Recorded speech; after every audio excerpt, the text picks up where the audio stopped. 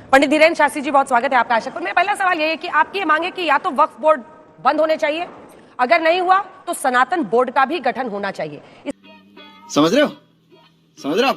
समझ रहे हो ना? वक्फ बोर्ड ने जो कानून को हाथ में लेकर के जगह जगह उन्होंने जमीनों पर कब्जा किया, ये फंस गया सीएम। देश के कानून के साथ खिलवाड़ किया, यहाँ तक कि उन्होंने कह दिया कि ये संसद भवन भी उनकी ही संपत्ति है।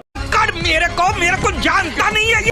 इससे इस देश के कानून पर, संविधान पर उंगली उठ रही है। इसीलिए हमारी यह सबसे मांग है कि कल के दिन ये मंदिरों को मांग लेंगे, गजब बेइज्जती है। कल के दिन ये बद्रीनाथ को मांग लेंगे, कल के दिन ये केदारनाथ को मांग लेंगे, कल के दिन ये हमारे चारों धामों को मांग लेंगे। अच्छा, हमको सिखा दिया। फिर हम करेंगे क्या? इसीलिए इस देश में एक कानून के हिसाब से सबको जीना चाहिए। तो इनके लिए अलग से कोर्ट क्यों बनी? इनकी कोर्ट अलग क्यों है?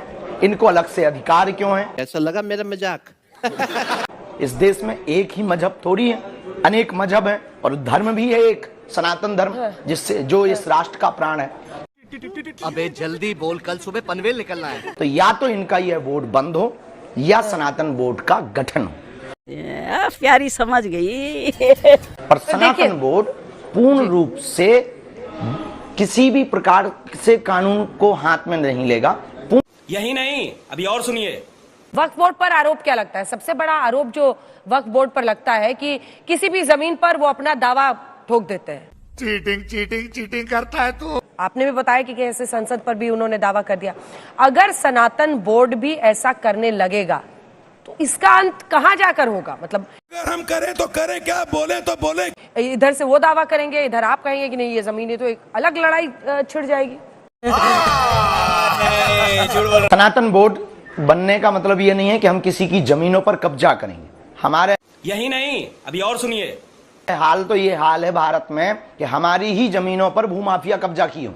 सनातन मंदिरों की जमीनों पर कोर्ट में केस चल रहे हैं, हजारों ऐसे पेंडिंग केस चल रहे हैं। बिल्कुल चुप। हिम्मत कैसे हुई तेरी मुंह? तो सनातन बोर्ड के गठन का मतलब यह है मंदिरों को सुरक्षित रखना, मंदिरों की भूमियों को सुरक्षित रखना, वहां की संस्कृति पूजा पाठ को सुरक्षित रखना। चले एक काम कर, 200 रुपए दे और 50 रुपए काट ओवर एक्टिंग के वजह। वहां पर गौशाला, हॉस्पिटल आदि संचालित करना एवं उसके द्वारा जन कार्य में सनातन बोर्ड की भूमिका को निभाना। हम टेंशन नहीं लेने का, अपुन है ना। सरकार के हाथों में जो मंदिर हैं उन हाथों से लेकर के सनातन बोर्ड के अंतर्गत वह मंदिर आ जाए नहीं।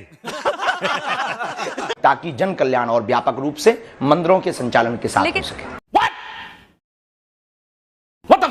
सनातन बोर्ड के गठन पर काशी जो विद्युत परिषद का कहना है कि नकल करना सही नहीं है। I am sorry, बाबू। कि वहां पर वक्फ बोर्ड है तो हम भी उसी तरह का एक सनातन बोर्ड बना देंगे। सनातन बोर्ड की मांग को वो अव्यवहारिक कह रहे हैं। अगर हम करें तो करें क्या, बोले तो बोले। कॉपी पेस्ट से धर्म तो नहीं चलेगा ना पंडित धीरेन्द्र शास्त्री जी? कॉपी पेस्ट हो गया ना ये तो।